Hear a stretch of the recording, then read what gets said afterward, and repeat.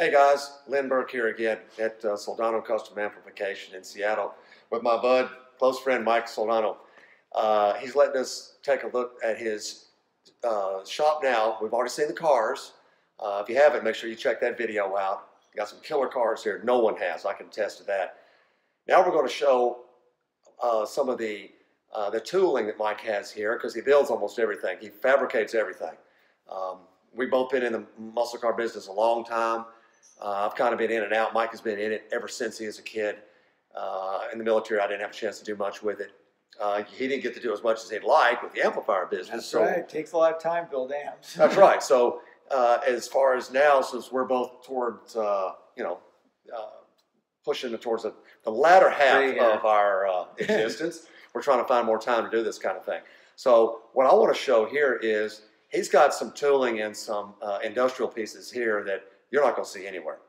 And the kind of fabrication he does here relates with what he does upstairs on the second floor with building amps. I mean, it is Soldano Custom Amplification for a reason. Nobody else is going to do this. The big stores are not going to do this for you, okay? They're going to laugh at you when you come at them with the project. They don't care. It's about production for them. Tooling up for a custom piece loses money for them. And that's what our bread and butter is. And we've done some really cool things upstairs. So let's take a look at some of his tooling here in the shop, and you'll see what I'm talking about. He's probably the best fabricator I've ever been around. And the stuff he's making just screams great build amps upstairs. No one can do this stuff. Stand by. We'll let you see these tools. Okay, so here we are kind of in my my favorite part of the world, which is my machine shop where I get to make things. And so these are some of my tools. Starting with this thing behind me. This is a sheet metal shear. This has made many a Soldano prototype chassis.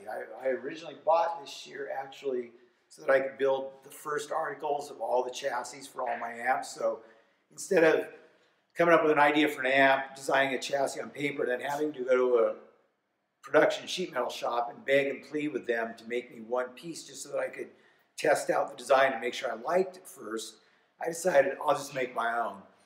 And so the shear is the first tool in that process, in that this is what I cut the sheet metal to cut out the blank that will then be bent up to create a chassis. And then I'll weld the corners and I'll drill it and punch it and do anything else. But the shear is the first tool. So this is a Pexto shear. It's 48 inches. It'll cut up to 16 gauge steel. It'll cut up to about 14 gauge aluminum or 90 thousandths aluminum. And I use this thing all the time. It's a great tool. And of course, it makes great parts for cars too. So, there's always a secondary use for all my tools. So anyway, there's the shear. Behind me is my beloved milling machine. I spend many, many hours of joy working on this, and I can make all kinds of really cool parts on this piece of machinery. And in the car video you saw earlier, you saw a lot of the parts of my Model A, you saw parts of my 38 Chevys. They were all made on this machine. Where'd you get this one from, Mike? I bought this when I was in Los Angeles, and I actually had it in my one-car garage in my little house in LA when I lived down there. So I bought this in 1990, right after after the amp biz took off. The first thing I saved up for was to buy some tooling. And so I bought two things. I bought this mill, and I bought that old bandsaw over there. And because I've always wanted one of these, because prior to the years of Soldano Custom Amps, even before that, I was a shop assistant at Shoreline Community College. In Seattle in the 70s and earlier, Boeing was about the biggest industry we had here. So Shoreline Community College had a machinist training program where we trained machinists to go to work at Boeing. And I was lucky enough to get a job there as a shop maintenance guy. I kept all the machines running, and I also helped help the students while the teacher was teaching the class. I was like a TA basically.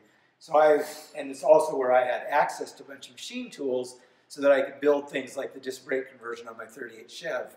So before I owned one of these machines, I had ways to borrow these kind of machines, because once I used a milling machine in high school, there's no going back. Once you know what you can build, you can't not have access to something like that. So finally I bought my own in 1990. I've had it ever since. I've got a ton of tooling for it, all these fixtures and things here, all this stuff, all these cutters. This is all stuff that feeds this machine so that I can make really cool parts. Like the most recent part I just finished was, this is a disc brake hub that I willed out of a chunk of solid aluminum. And what this is going to do is, this is going to allow me to put this Harley-Davidson disc brake rotor on the back of my little cycle cart, which is a little go-kart like thing that I fabricated from scratch. So this is simply a hub that will clamp to the rear axle and allow me to bolt on this Harley rotor. So this is a part I designed and machined myself, and it's unique, and it's going to do a special job and do exactly how I want it to. So so there's that, and then what kind of tolerances is this machine capable of? it'll hold to 1/1000th of an inch, and if I'm really careful, I can get it down to a 1/2,000th if I just really clamp everything down. Yeah, it's very accurate. And this is my big lathe, I call it. This is a 1974 Clausing 15-inch Colchester lathe. This to me is one of the finest pieces of machinery made world over. They're made in England, and they're amazing lathes. They're just really incredible. This one was being scrapped, and I salvaged it. It'd been sitting out in the rain for over 2 years. When I first got it, all it was orange rust. You could not see a shiny metal surface on it. It took me 2 years to restore it, and it still has some pitting that is left over from the rust that I'll never get rid of. But considering the price I paid for it, it was well worth it. And it cuts within 1/1000th of an inch, does everything I need to do. It's 7.5 horsepower. This thing is a metal chomping machine. It'll tear metal up. It's great. I love it. Can you run stainless steel through it? Yeah, I can machine anything on it. Yeah, it's really rigid. It has a lot of power. I have a bunch of carbide tooling for it over here, and so I'm pretty well equipped on that machine. Okay. This is a lathe it's wrapped in plastic now, but this is also a Colchester lathe, also made in England.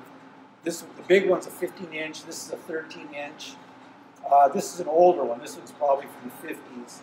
And I started restoring it a few years ago. Well, about 20 years ago, I guess it's been. I bought it sight unseen. It was really beat up when I got it, so I had to do a full rebuild on it. I was about halfway into the rebuild when this 15-inch one came along. And even though this one needed restoration, it didn't need as much work as this one. Wow. So I kind of set this one aside, put my effort into getting the 15-inch one running. And again, when I finally get retired and I have some time, I'll finish this one. My first lathe is this one over here. I bought this one for $400 in Inglewood, California. And this is an old Atlas lathe. These were really popular amongst hobbyists back in the 50s. Back in the 50s, all over America, guys that had just gotten back from World War II, where they learned machining skills and all these things during the war, they wanted to do this as hobbies. So magazines like Popular Mechanics and Popular Science came out that had all these do-it-yourself projects in there where they told you how to build your own outboard motor adapters or your own barbecue spit or whatever. And so all these guys would come back, they had good jobs, and so they were building little shops in their garages and basements. And Sears Roebuck was selling these Atlas lathes for a very reasonable price. And they're kind of a toy, they're kind of like a hobby shop lathe, but it's amazing what you can do on one of these if you're creative enough. And so this guy was a retired guy. He was moving to a retirement home. He'd had this thing for years, and it was for sale in a recycler, and I bought it for $400. And for many years, this was my only lathe. Like the whole time I built that Model A over there, the purple car, This was the only lathe I had, and this made all the parts on that car. Is that right? Wow. Does it still run good? It still runs pretty good. I mean, it's a little worn out, but you know, I still make small parts on this. But most of the time, I now use my big old Colchester. It's way better. Is this easier to operate? Easier to set up? No, it's about the same. It's just smaller. It's more toy-like. The problem is you can't take very heavy cuts on a machine like this. It's really, you have to be very gentle on these things. They aren't very heavy duty at all. And then this is another one of my rebuild projects. And this just came my way for such a ridiculously low price. I had to own it just because it's old. This is a 1917 South Bend. So it's more of a museum piece than really anything I need, but it's still a good machine. I just have to, I'm working on rebushing the headstock at this point. But it's another lathe, right? Yeah, it's another lathe. And I just want to get it running so that I've got like a cool old machine to run just for fun. You know, when friends come over, I can throw a piece of metal in there and go, this is what machining was like back, you know, before the, you know, pre-war, you know, 1917, and fire this thing up and run it. So, yeah, it's cool. All exposed gear drive for the feeds and everything. It's fun stuff. Yeah, OSHA would have a heart attack with that, wouldn't he? Oh yeah, forget about it. And then this is a magnetic metal brake. This is what after I shear stuff over on the shear, I come over here and I can bend my chassis pieces. So this is what I use for bending sheet metal to make amp chassis and to make car parts as well. So this is, you put a piece of metal in here, you hit this button, a magnet pulls this bar down to clamp the metal, you pull this lever up and it just bends the metal. So most of these guys that were doing stamped steel chassis are using something like this. Yeah, or what they're using is what's called a finger brake, where it's not magnetic, where it just has a lever that comes down and clamps it. Same principle though. Oh, I see. So this right here is magnetic and it holds it down. Yeah, it clamps it. So there's this whole thing's a big giant electromagnet. So you slide the metal in, and when you hit this switch right here, this button, it clamps it down, and then when you pull up on the handle, it just bends it. So what do you do with aluminum? It'll still clamp it because this is steel, so it'll clamp through this. So yeah, you can still do aluminum parts. Okay. Okay. Yeah. Not very thick. You can't go very thick on aluminum. This is a corner notching shear. So you want to make a box out of a piece of sheet metal. You got a rectangle. Well, when you fold this side up and you fold this side up, you got the corners that are going to be in the way. So you have to notch the corner out. That's what this shear does. You put this in here, you pull this down, and it shears out a 90-degree. It takes a 90-degree cut right through the corner. Oh, wow. So it's called a corner notcher, and that's what you use for making the box. Or you notch the piece of the blank rectangle here before you go to bend it. Okay. This is just a nice old Walker Turner metal cutting bandsaw. This was one of those first tools I bought when I was in LA. Paid $600 for it. All cast iron construction, made in America back in the 40s. Wonderful machine. This thing will just chomp through metal all day long. So you never did a lot of woodworking as a kid. You did primarily metal. No, as a kid I did tons of woodworking because my dad was an architect and he loved woodworking. So I learned a lot from him about it. And when I was 13 years old, he and I built this really nice 9.5-foot runabout, outward powered runabout in our basement. So I learned about boat building from that, all wood, wood boat building. In fact, up there and under that plastic bag by the water heater is the outward motor that I built for that boat back in those days. It's a Mark 25, 1957 Mark 25 Mercury outboard that I customized. It's all souped up. And that was the motor for that runabout. So yeah, I learned woodworking actually when I was probably still like 7, 8, 9 years old.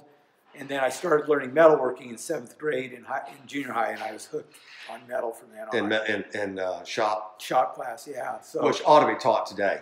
Oh, of course. I mean, yes. I mean, the fact that they don't teach shop, I think is criminal. Exactly.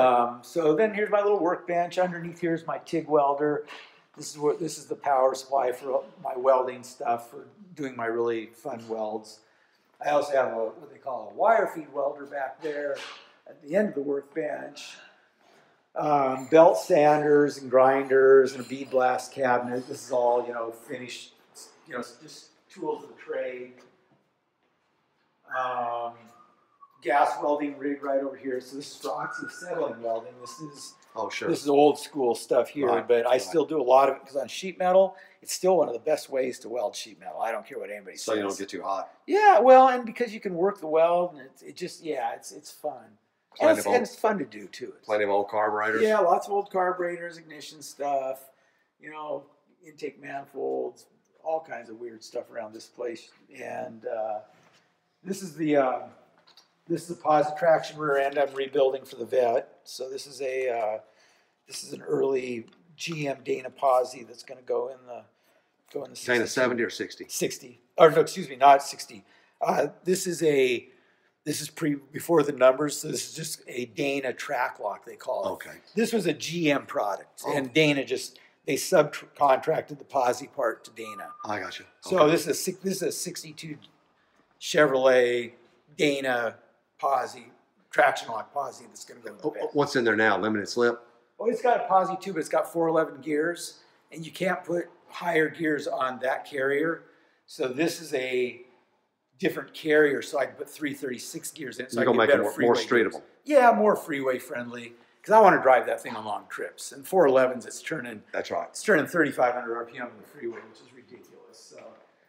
Now, how about this press over here, Mike? I mean, you told me about this one time. Yeah, I do a lot on this. This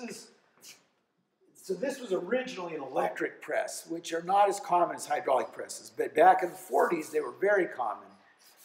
And so I needed a press. This was a very good deal. I bought it. The problem is the electric press is not very sensitive for doing fragile parts. So I needed to have hydraulic capability as well and a way to tell how much pressure I was putting on something. So this is a 20-ton press. The electric press, I still use it. So this red chunk is the original electric thing. And what it does, it's got a big high horsepower 3-phase motor that runs a gear drive, that runs a big giant nut that runs on this screw shaft. And so it's like an apple cider press. It just pushes down by screw pressure. Well, I still use it because by putting a die on here and then putting another die underneath it, the shape like that, I can do the same thing that metal press over there does, but I can use it to bend sheet metal. You put a flat piece in here, you jam this V-shaped die down into that, and it bends it up to a 90 degrees. So they call that a press brake. So this part of the press I still use as a press brake.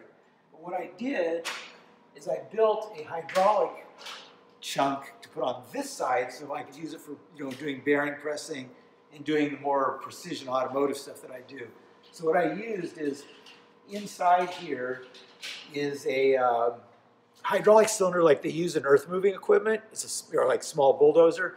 So it's got a small power cylinder that would be like on the shovel of a backhoe or whatever.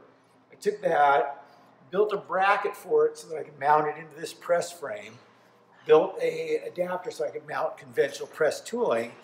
Then I got a hydraulic hand pump over here, hooked up a really cool gauge that I found on eBay, and now I have a 20-ton hydraulic press that I can get very accurate pressure readings because I have a gauge to tell me how many PSI or how many tons I'm putting on it. So each mark is a ton, so it's a 20-ton press, but I can do it, I can use it and control it gently for pressing bearings when I'm rebuilding rear axles, etc. So yeah, so it's my own addition. So now instead of having just one head, I have two. I have an electric head and a hydraulic head, all in the same frame. And this is like from the 40s. This is a very old press frame. So it's solid as a rock. I mean, they don't build stuff like this. You don't find this in Harbor Freight, you know. No. Northern Hydraulics. Yeah, exactly. And then this is just a horizontal bandsaw. This is for cutting off bar stock so that, I can start with long pieces, cut them into little bite-sized chunks that I can use in the mill, lathe, whatever. So it's just hydraulically operated. Yeah. And it's a horizontal. It's just for cutting off metal. It's really nice. Got a couple of drill presses here. Typical shop fare. Lots and lots of hand tools. It's like for my sheet metal work, I have a whole slew of really cool hammers. And this I use all for my metal forming stuff. And then this is a tool I built for the amp biz. So this is a pin router. I built this thing from scratch, basically. And this is what we use we have used for many years for cutting out the panels that go into making our head shells, our speaker cabinets, and everything else. Let me grab a template and I'll show you kind of how it works.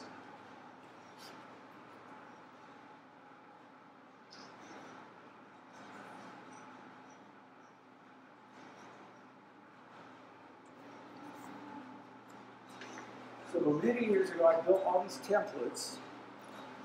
And the way this thing works, this is a really quick version, is you cut out a blank piece of wood just slightly larger than this template.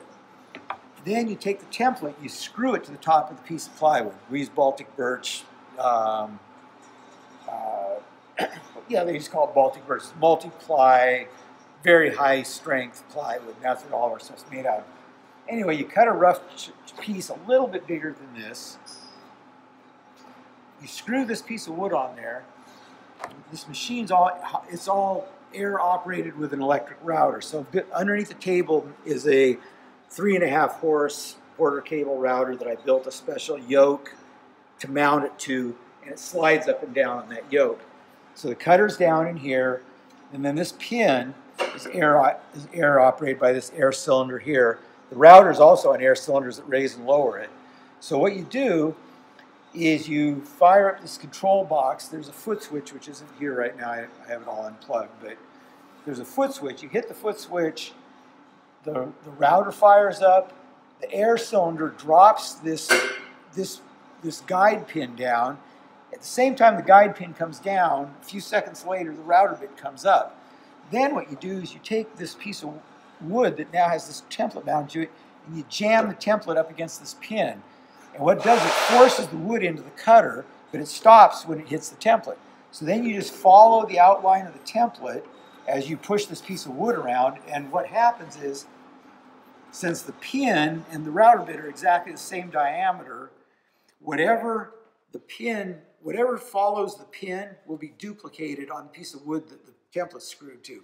So you cut the outline that way, and if you got speaker holes in it, you raise the pin, you go in, it drops into the speaker hole, you run around the hole, it cuts the holes for the speaker. Once you're done with that, you still need to put a dado joint, which is this. You have to put dado joints into the pieces of plywood so that you can assemble the parts and have somewhere for the glue to go. So what you do is then you turn the machine off, you flip this lever to a different setting. Now the pin only drops halfway down. There's a stop on the bottom here where you can control the depth of the router comes up. So now instead of the router bit coming all the way up, it's only going to come up as far as you want the depth of this. Because you got to remember, the piece of wood that's being cut is upside down. The router bit's coming up in here. So this piece is being formed while you're sliding this other piece around. So now you're getting ready to cut the dados. You just come up here, and now the pin's only partway down, so it's not picking up the edge anymore. It's picking up these higher pieces. So you come around here, you whip down the side. When you want to do a channel, you go down the inside of this channel here, and by cutting down this side and then cutting down that side, when you're all said and done, you end up with a dado cut just like that. So you run it around like that, you finish all your cutting, turn the machine off, pull the piece out, unscrew this, and when you pull the wood off the other side, you have your panel. And so this is how we never had a CNC machine. We did everything manually with this machine. A manual CNC. Manual CNC, yeah. And I also built the panel saw that we used for cutting the plywood into smaller chunks to put on this machine. It's in the back of the shop. Yeah, I'm trying to guess. If I had to guess, who manufactured all this metal right here? Me.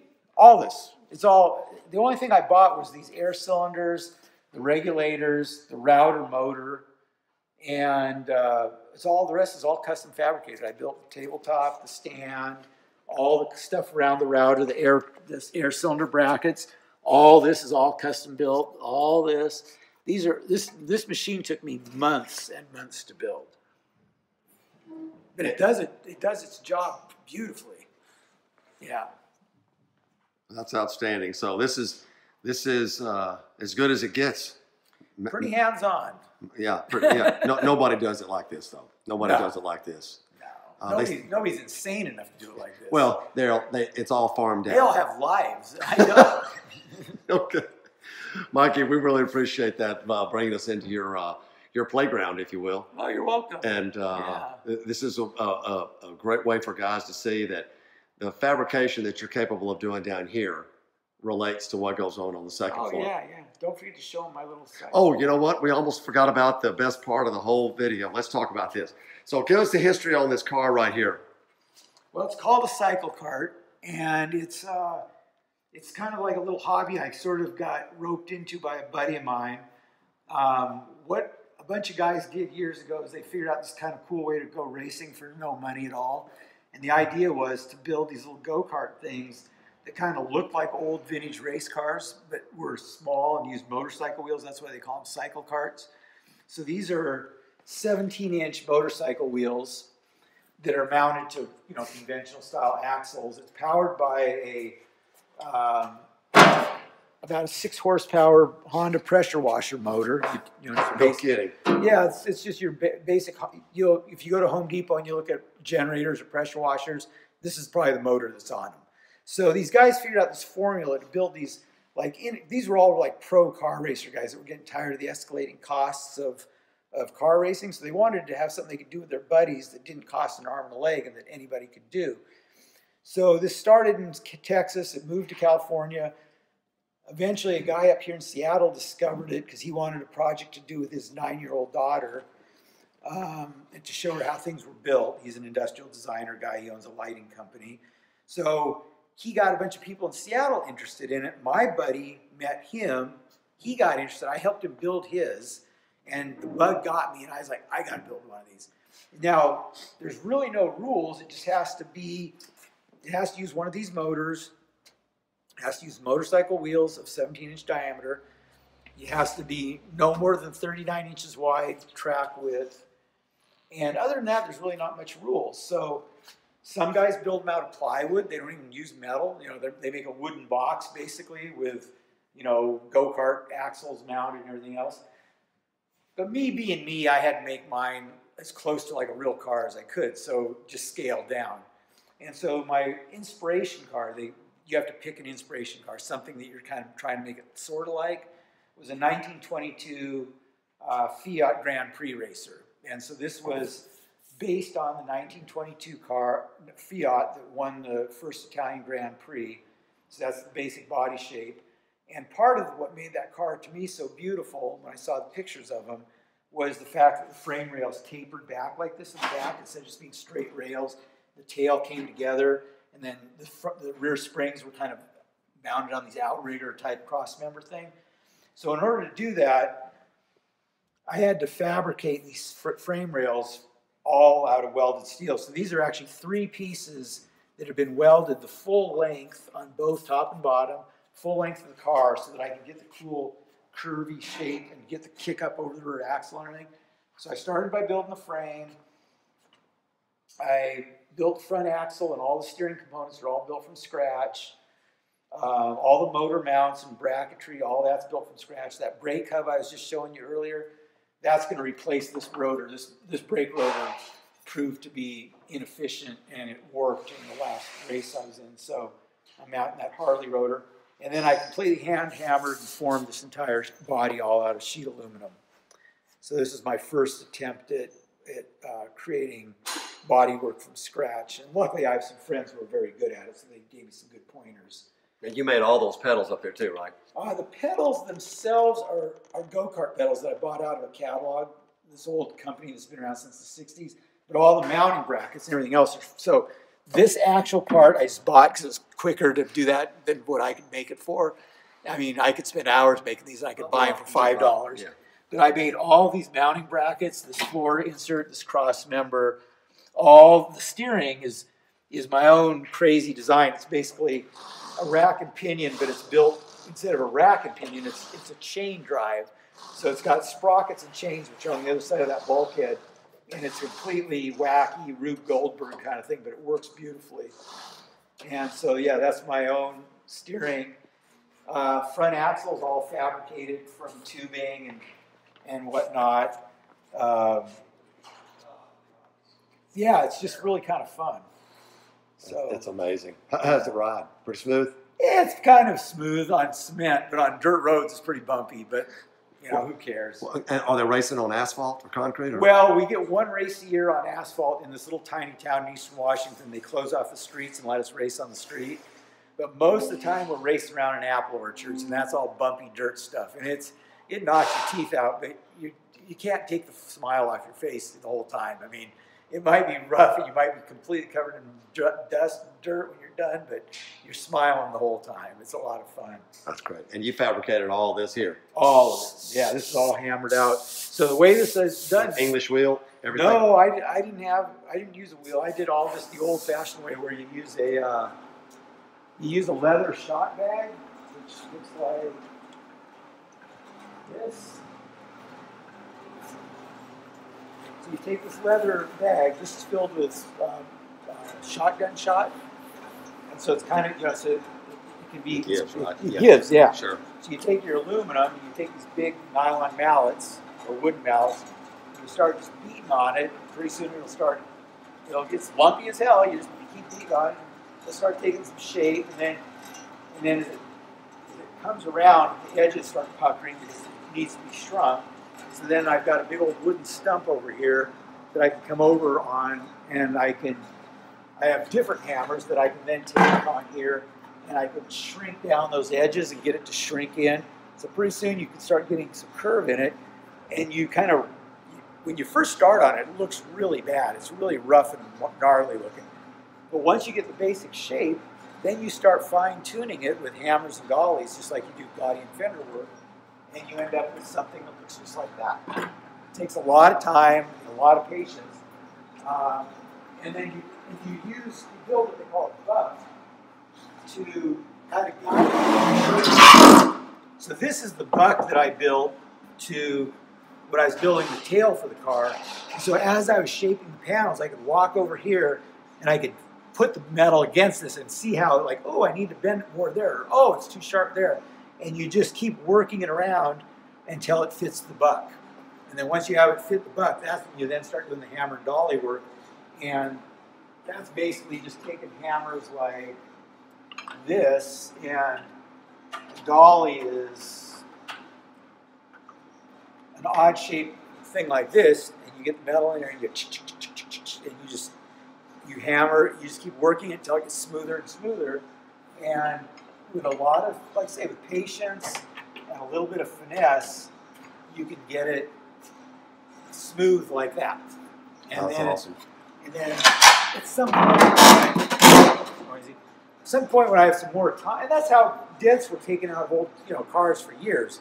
Well, they still do it that way. You have a dent, you put a dolly behind it, you take a hammer, and you work it out. And prior to the amp biz, for about 7 years out of high school, I worked in an auto body shop, so I've learned a lot of the finishing skills there.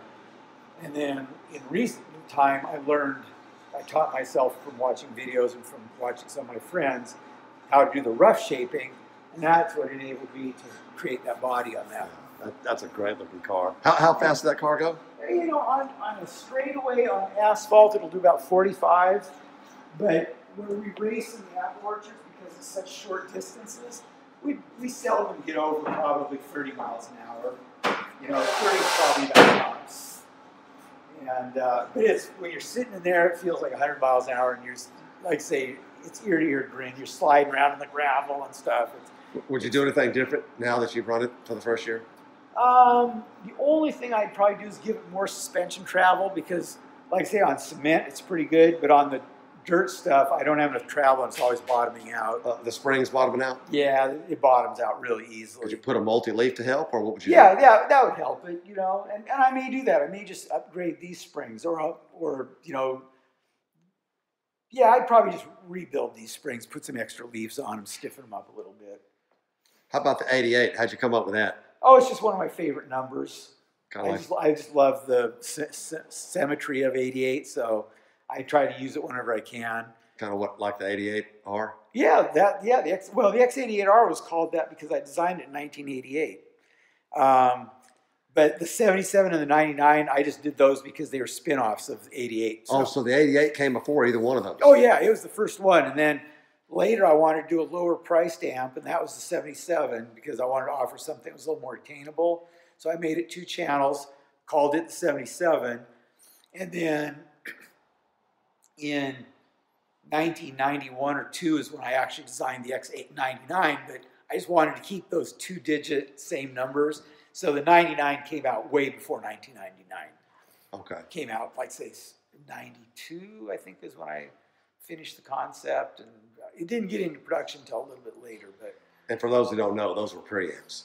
oh yes, they were all preamps. I'm sorry. Yes, 77 was a 2-channel, 88 was a 3-channel, and the 99 was a 3-channel MIDI controlled motorized one where I actually had motors turning the pots. Which would be today would be considered automation. Automation, yeah. It was really a cool amp, way ahead of its time. And Kim Caswell helped you with that. Tim Caswell. Yeah. He designed the robotics for it. I did all the audio and I did all the mechanical stuff, but I needed somebody to design a MIDI computer to run the motors, and so he did that. How many of the 99s did you make? I'm guessing we did 200 of them, but I'm not sure. I know that it wasn't any more than that. It was 200 or less. Yeah. It was a cool amp, but it just got to be too expensive to manufacture, and I just, there just wasn't enough interest in it to keep it going. But guys that have them love them. And then you matched that with the SM100 power. Yeah, so then I made a power amp. It was based on the SLO's power section, and that was called the SM100. And I know guys are running 2150 VHTs. Oh yeah, they were good. Mm-hmm. Marshall's got one. Yeah, that one they made in the 90s, that Marshall 50-watt per side power amp, that was actually a pretty good power amp. It made it up well with my preamps. Yeah, and then in the earliest days of that rack stuff, like in the the very earliest of the 90s and late 80s, a lot of guys were using solid state power amps. They were using like these big Carvin 900-watt solid state PA amps, and just left and right, and their giant rack of Eventide processors and stuff, and stuff sounded not bad. I think the tubes in the power amp warmed it up a little bit, though. I'd prefer tube power amp, but those solid state rigs didn't sound that bad because they got all the sound out of the tube preamp. Was the 2150? That was solid state? Oh no! The stuff Steve Freyette did was all tube stuff. That's what I thought. No, the Carvins, like Steve Lukather and those guys had these big rack rigs, and they'd have these ginormous Carvin power amps. They had so much headroom, they never broke up, which was good because you don't want a solid state amp to break up. It sounds horrible. And so they just had big headroom. They'd run their 412 cabs. It sounded pretty good. Gotcha. That was the hot ticket back in 1990, or 89 or whatever. Yeah, that's what guys were doing back then. Well, Mikey, thank you for giving us the tour of the shop. You're welcome. Yeah, it's been a pleasure. Always fun. And now you get to see where I spend time that I'm not building amps in. And planning on spending more time. Oh, I hope so. Yeah, I got projects to do. I got stuff to get done here, man. I'm not getting any younger. That's right. All right, yeah. Mike, we appreciate that. Soldano Custom Amplification, Blue City Music, that's where you need to go. Thanks, Lynn. All right, thanks, Mikey. See ya.